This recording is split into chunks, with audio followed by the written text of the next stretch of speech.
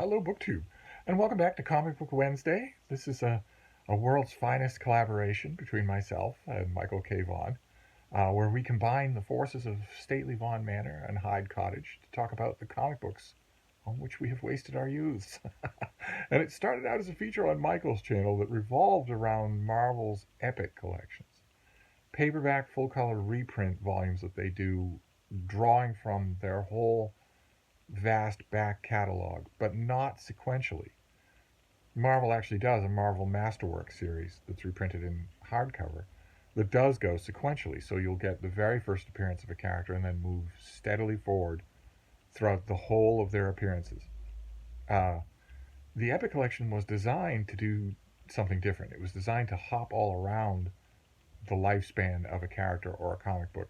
And one of the main reasons that it was designed to do that is so that it could capture what we have referred to many times on Epic Comic Book Wednesdays as a run on a title, uh, which is an unquantifiable thing. It's an unpredictable thing. You really want, if you're a comic book reader, you really want the thrill of experiencing it.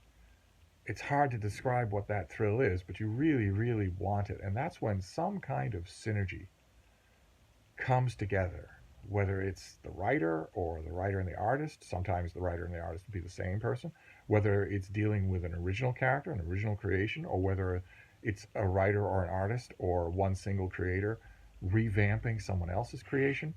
You never know what it is, and you never know when it's going to happen. You can't predict it. You could have a comic book series, Superboy or Wonder Woman or whatever, that's just chugging along, issue by issue. Fans are enjoying it. They're talking about the strengths and weaknesses. They're writing in their letters. The issues are selling well. But whatever the magic of a run is, it isn't there. And then all of a sudden it will show up. Comic book companies, at least in the past, let's say before 2010, uh, comic book editors and editors in chief really wanted a run to happen, and you don't know when it's going to happen. You can't produce it. You can't go out and hire, the most expensive or the most popular talent. There has to be a synergy between the creators and the subject matter, and sometimes that synergy will exist for a long time. Runs, I think, are typically characterized by being short, by being a year or two, which means that you could fill an Epic collection with a run. And I think that's part of why the Epic collections were designed to bounce around in history, and to bounce around in the lifespan of a title, so that you could go straight for a well-known run. Uh, Completists on a title are going to have it anyway. They're going to have all of it, run or not. But and pedants, snobs, are going to say, oh, well, of course, the best possible run on title X, Y, or Z. And then they will name something that they and their fellow pedants maybe say they like. They don't actually like anything, but they'll say they like it. But no one else has ever considered it that way or even heard of it. A run is something more than that. A run brings readers to a title and absolutely thrills the readers who are already there. Uh, you can't, like I said, you can't manufacture it. You can't create that buzz just by deciding to.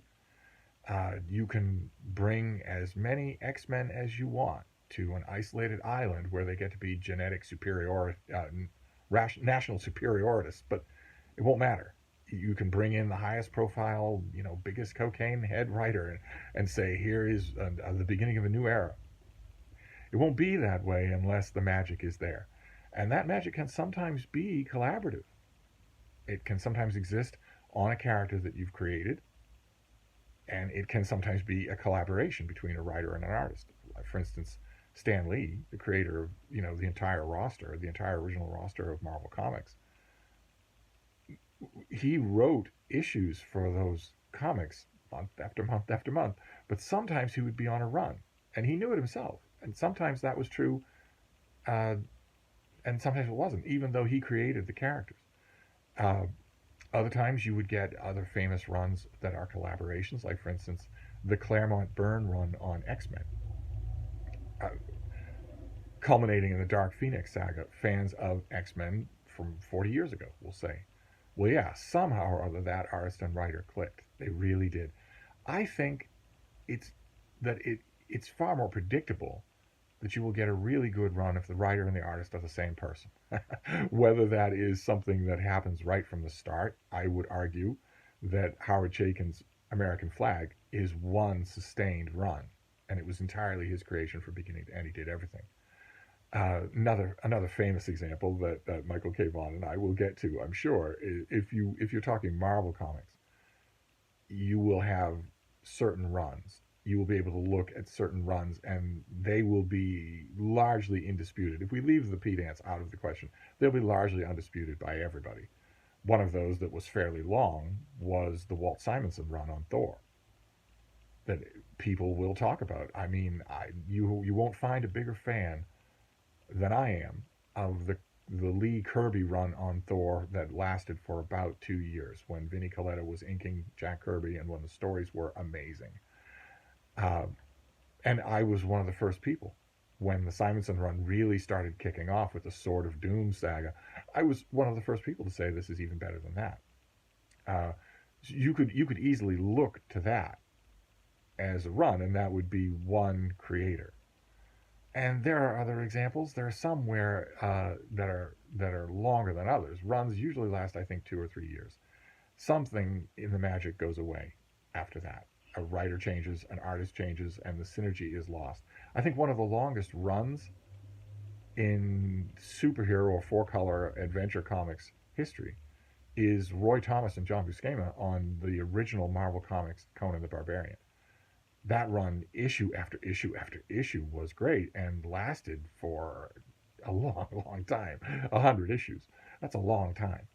Uh, and if you are talking to comic book fans, non-pretentious comic book fans, ordinary comic book fans, about great runs, let's say in Marvel Comics, the thing that we're talking about today is going to be on that list. If you tell them to restrict themselves to 5 runs, this is going to be on everybody's list of those 5. We're talking about Frank Miller's Daredevil, which was collected in 3 volumes of these Marvel Visionaries. These are not, as far as I know, come out as epic collections yet, but they certainly will. You have Marvel Visionaries Volume 1, Volume 2, and Volume 3. And these feature 1980s artwork by Frank Miller, but this is I want to stress that these are not. These things came out in well, vintage is a little bit hard to read here, but these visionary volumes came out 20 or 30 years later. I want to stress that for a reason that we'll talk about a little bit later about Frank Miller's art style. But these are these volumes encapsulate the run that Frank Miller had on Daredevil, the monthly Daredevil title. Now, he came back to the title a little bit later for a series of issues called Daredevil Born Again, which I talked about at great length with Matthew at Mayberry Book Club. We did a whole month on Daredevil Born Again. And Michael K. Vaughan and I will certainly talk about it. But this isn't that. This was just the ordinary monthly Daredevil comic. It wasn't meant to be anything bookended on its own. I think that one of these volumes also includes Marvel had a title called What If that they did for years and years. Yes, okay, What If? What if Daredevil were an agent of S.H.I.E.L.D., that sort of thing. It was drawn by Frank Miller. This includes those as well. But this is mainly just the Daredevil book, which Frank Miller came on as an artist.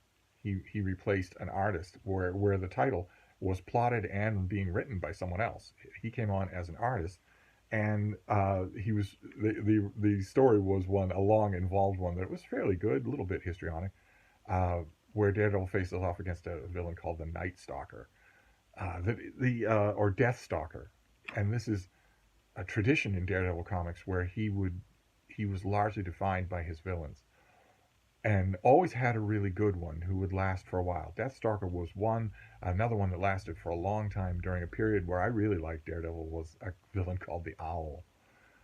And the key to a Daredevil villain is that they have to have, they can be superpowered.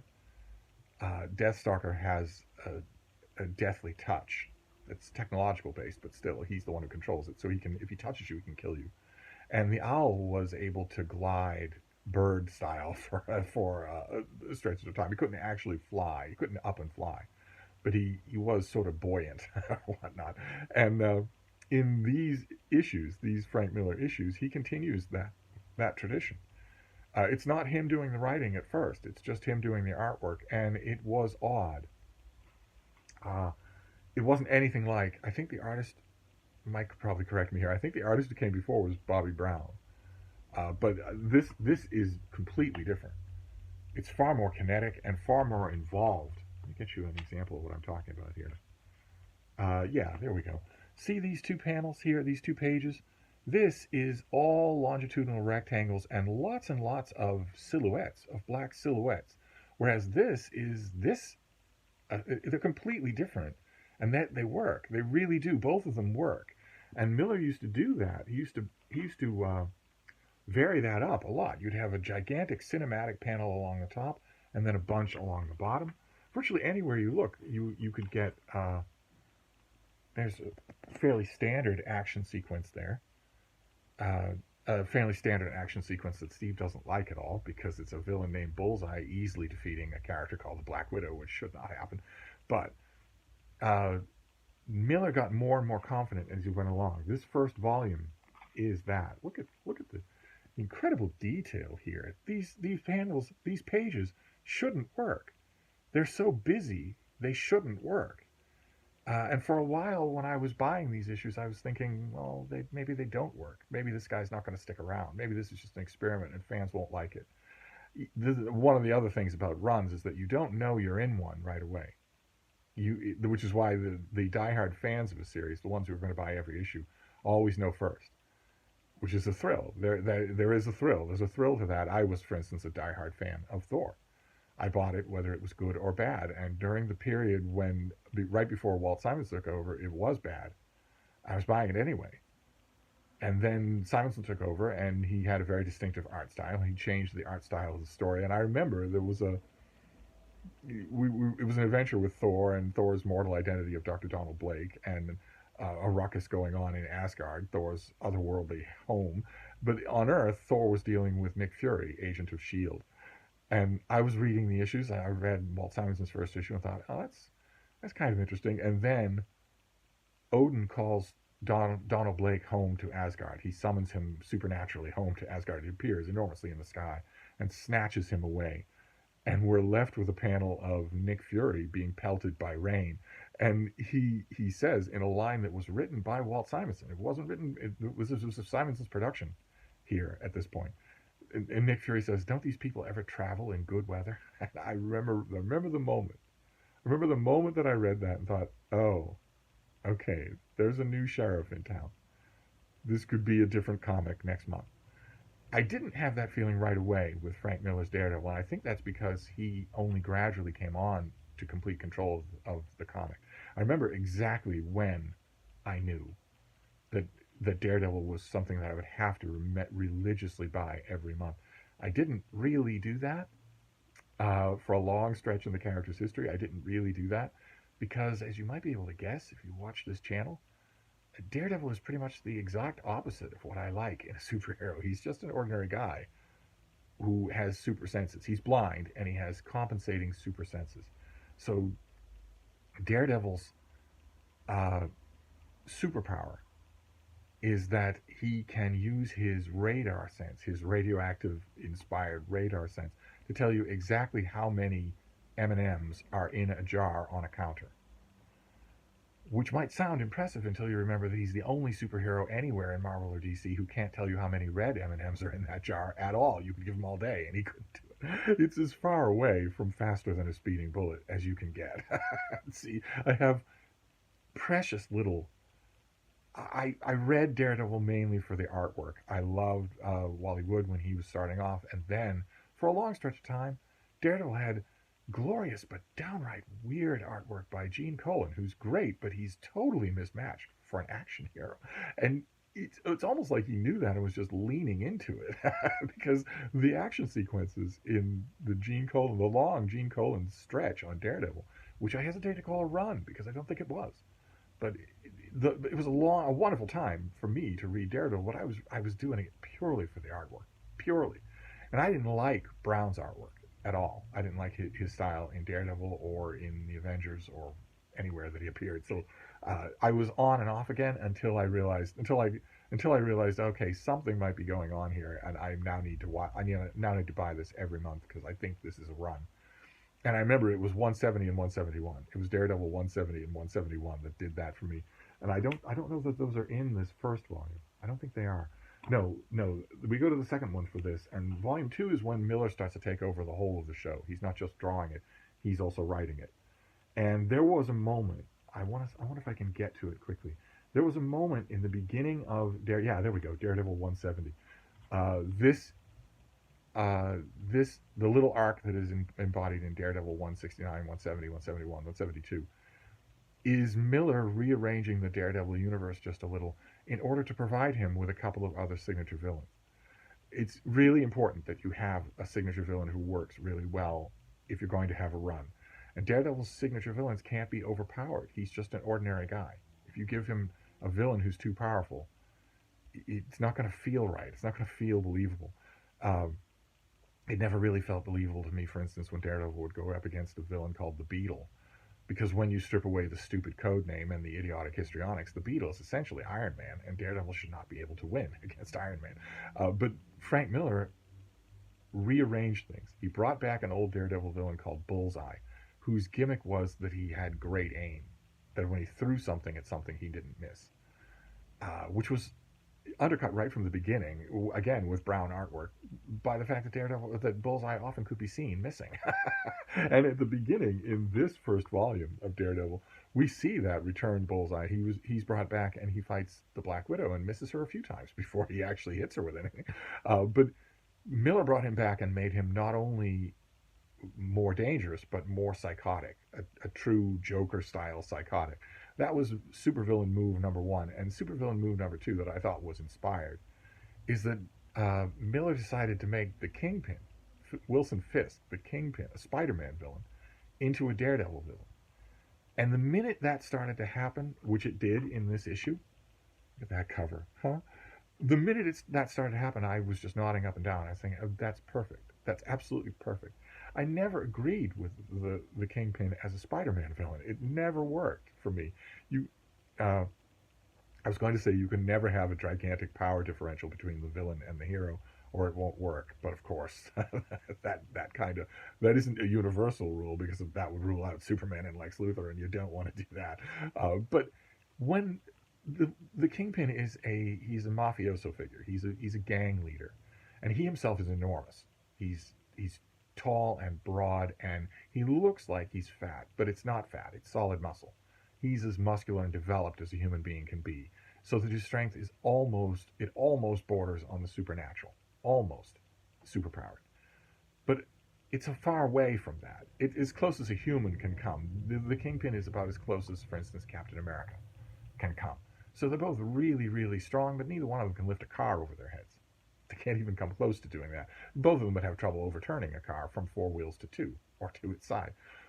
And that bothered me when the Kingpin was a Spider-Man villain, because Spider-Man is superpowered. He can lift 10 tons over his head. And I don't care how big and massive you are, or how many, exploding canes you have. If you are a normal human being, a person who can lift 10 tons is going to be able to slap you around like a small child. And yet Spider-Man never could. The two or three times that he fights the Kingpin mano a mano, hand to hand, no gimmicks, no distance shots, no nothing like that, just strength to strength. The fights are almost even. And every time that happened, it was wonderful John Romita Sr. artwork. But every time it happened, I kept thinking, no, this wouldn't be true. Spider-Man has super strength. The Kingpin does not. This should be no contest. The last thing the Kingpin should want to do is physically square off against Spider-Man, and yet, uh, and also, Spider-Man's from the boroughs. He's not from the city, uh, and the Kingpin is. He is pure New York City, and the version of Daredevil that Frank Miller started to create, really, when he took full control of the comic book, was a quintessentially inner city New York City hero. Having Kingpin as his villain was inspired. You knew right away you were entering into a golden age of the character. Not to mention the fact that Daredevil is strong and fast. He's very athletic. He has his billy club. but he shouldn't be able to beat the Kingpin in hand-to-hand combat, in just direct hand-to-hand combat. He shouldn't be able to win any more than the Kingpin should be able to fight Spider-Man. Daredevil should not be able to fight the Kingpin. The Kingpin has 300 pounds of muscle on him. That should be no contest. I wanted that to be true in the great Daredevil TV show. They got the right casting for everybody. They got Vincent D'Onofrio. I did not think he would work as Kingpin. He absolutely does. When they fought, I wanted it to be no contest. I wanted it to be Daredevil's going to have to think his way out of this fight. He's not going to be able to beat the Kingpin. And the first time they fight in the TV series, that is true. But the second time, Daredevil just beats him, just wins physically. But in the comics, not so much.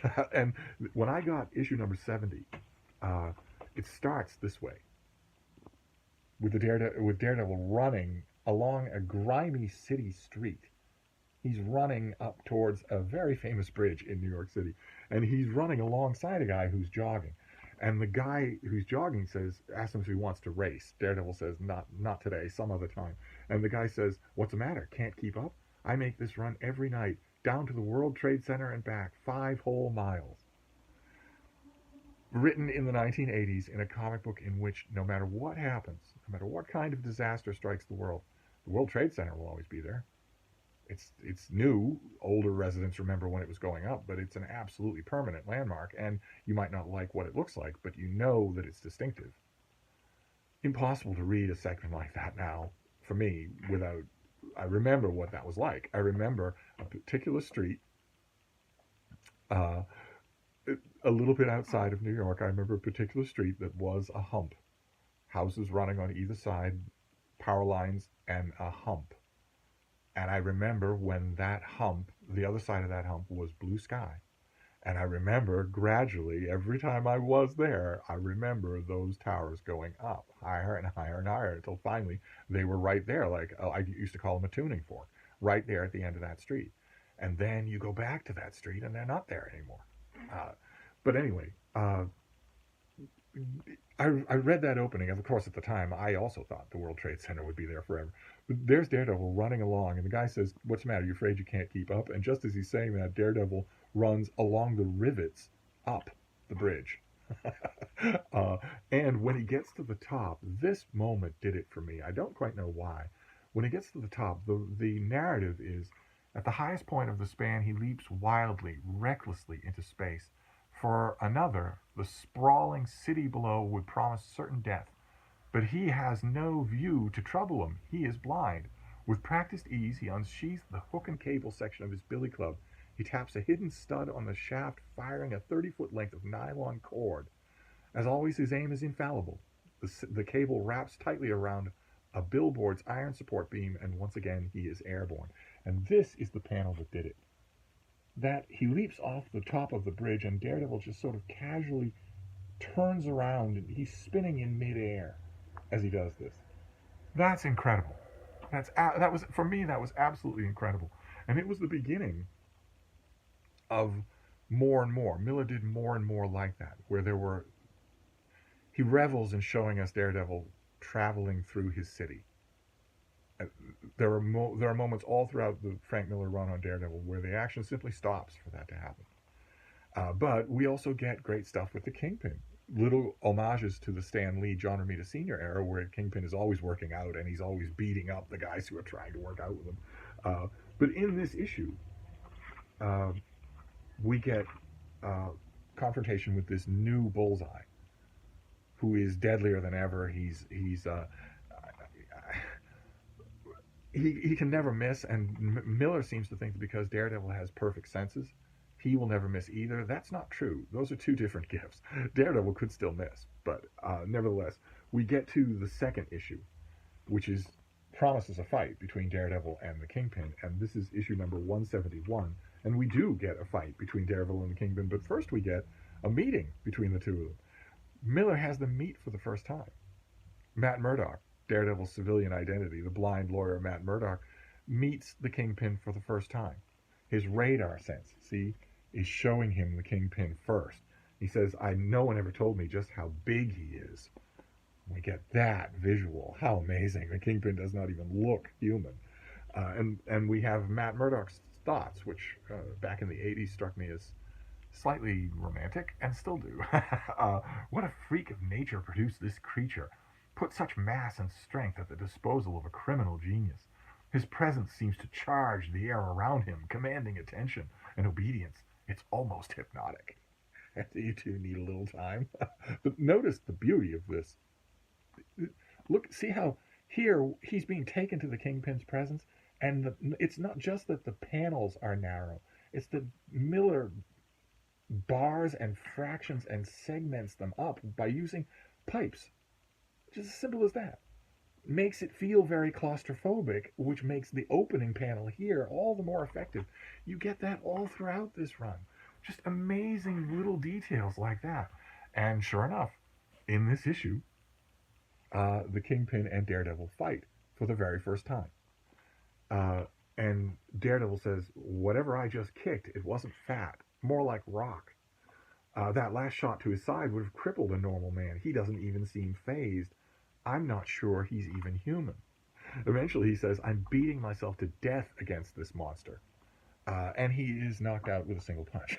It's just Miller gives him unheroic body language there to just have him sprawled flat unconscious by the Kingpin, which is completely right.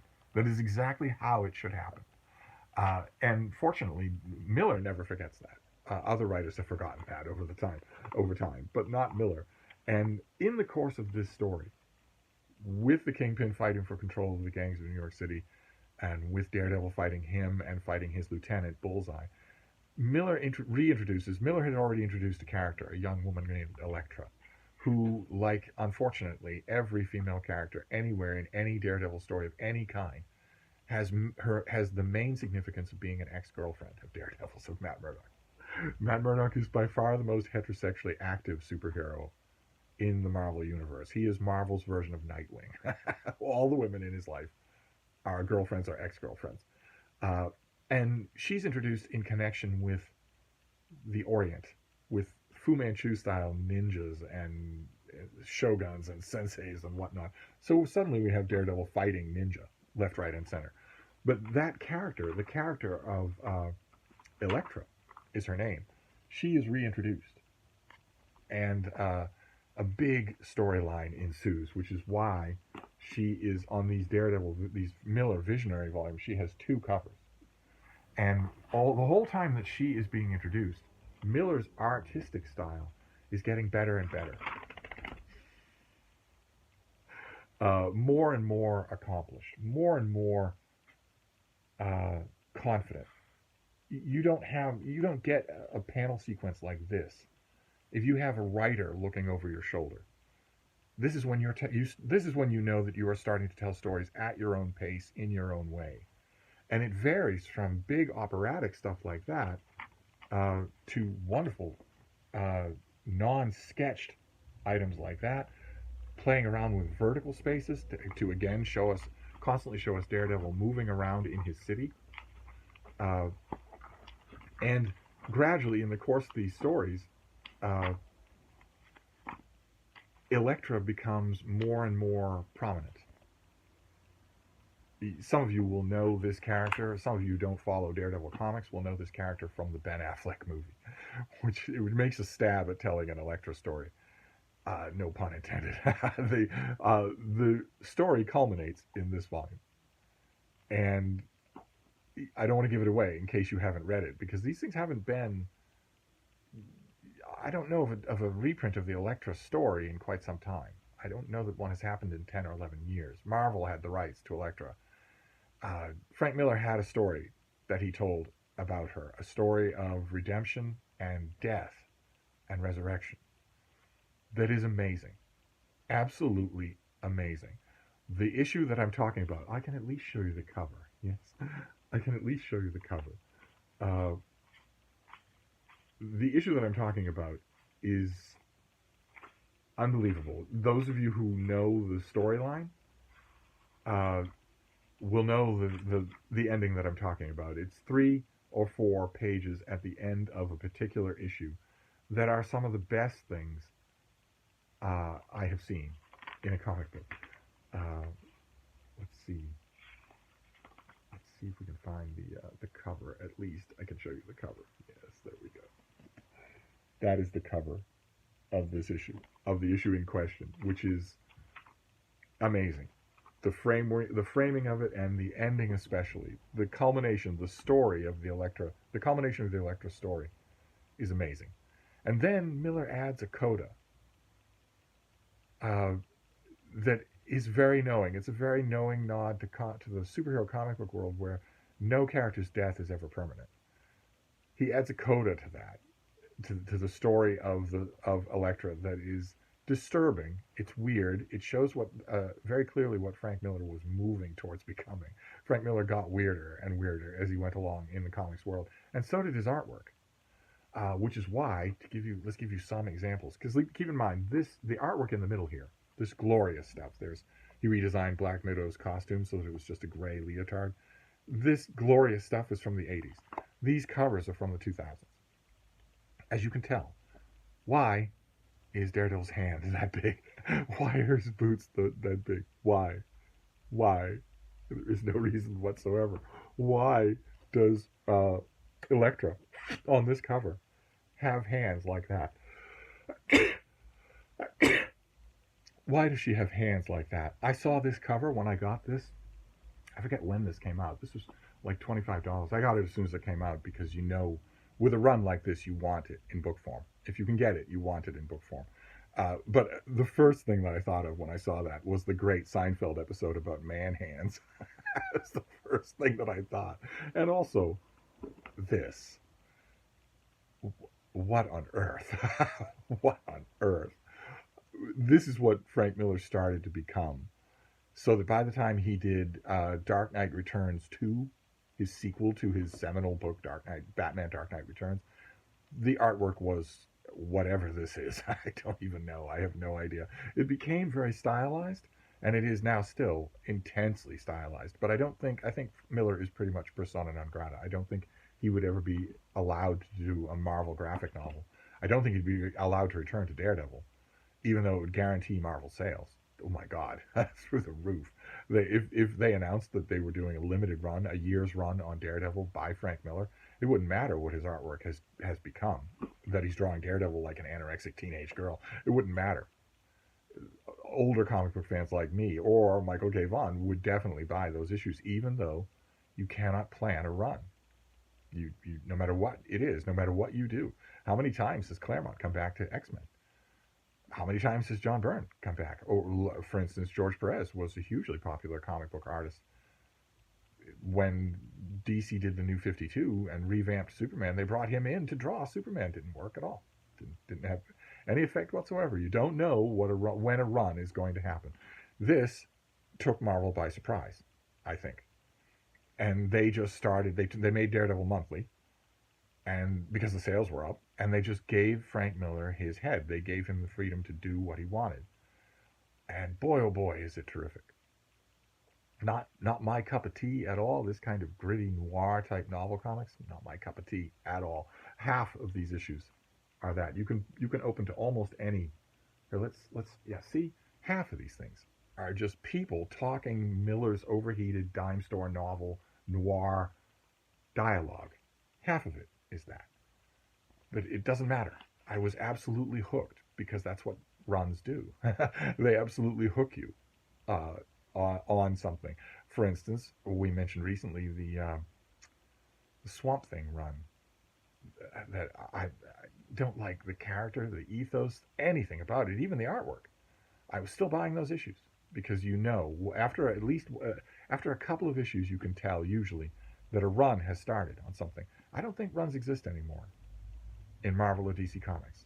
I really don't think they do, and for the main reason that I don't think the writers or the artists care at all about the comic. Frank Miller wanted to make Daredevil into something. Frank Miller was a comic book fan. I don't think superhero comic books in Marvel and DC are written or drawn, especially edited, by comic book fans anymore. And I think that's necessary for there to be a run. Or maybe the thing that's necessary for there to be a run is that there be fans buying the issues. And I'm pretty sure that in the last 10 years, Marvel and DC have driven away almost all of their genuine fans. I think those fans have just broken the habit. They don't buy comic books anymore. So since they're not paying attention, they wouldn't have anything to compare a run to. It would all be sort of an equal vanilla milquetoast thing of characters sitting around tables eating and talking about eating. So I'm pretty sure that this sort of thing isn't going to happen anymore. But boy, oh boy, this was one of the best examples of it. A little bit ironic. It was with a character that I don't care about, a character that I don't think is well conceived. We said that, in Comic Book Wednesday when we were talking about Daredevil's origin story, a year ago. I said his origin story makes less sense than most Stan Lee origin stories do, and nothing has come along since to fix it. In fact, in this run, Miller tries to revamp Daredevil's origin quite a bit. He adds quite a bit to it that actually does make it better. It actually does make it a little bit more sensible. So kudos to him. Actually, kudos to him just in any way. This run has no weaknesses. It's just an amazing iteration of the character, and it stopped. And I think the next artist to come on was David Mazzucchelli, and the issues were good. Uh, uh, Chick Chester, Mazzucchelli, a few other people. The issues were good, but they knew they were working in the shadow of a run. Runs cast long shadows. Everyone is either trying to recapture that magic or delve into it a little deeper. Just the way of it, because it's such an unpredictable thing, and it will triple sales of your comic. If we're talking about the kind of legitimate run that I'm talking about, again, not the kind that the actually pedants will say, a run has to be something that everybody knows about and that makes the title suddenly overwhelmingly popular, overwhelmingly collectible, overwhelmingly talked about. Can't be just that there are two issues that you thought were really good and it's all been downhill from there. You can't be the hipster version of a run. But anyway, that's our comic for today. Not an epic collection, although Marvel, they will certainly do epic collections. That they'd be crazy not to. I don't think they have though yet. They've done Daredevil epic collections, quite a few of them, but not these. Uh, but they exist. These old Marvel visionary titles, they would go after a particular creator, a writer, or an artist, or in Miller's case, both. There have been Marvel visionary volumes for John Romita Sr., John Romita Jr., his son. There have been visionary volumes for a whole bunch of other people. I don't think that Marvel does Marvel visionaries anymore. So all of these things would be out of print and therefore collectible. Who knows how much they cost? But this was a winner for Epic Comic Book Wednesday. To talk about a run is always fun.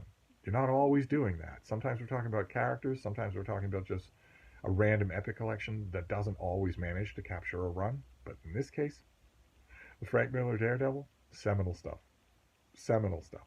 So I'll wrap this up for now with a strong recommendation. Find these at your library or wherever and give them a try. I bet you'll like them. But anyway, I'm going to wrap this up and I will see you later. Thank you, BookTube.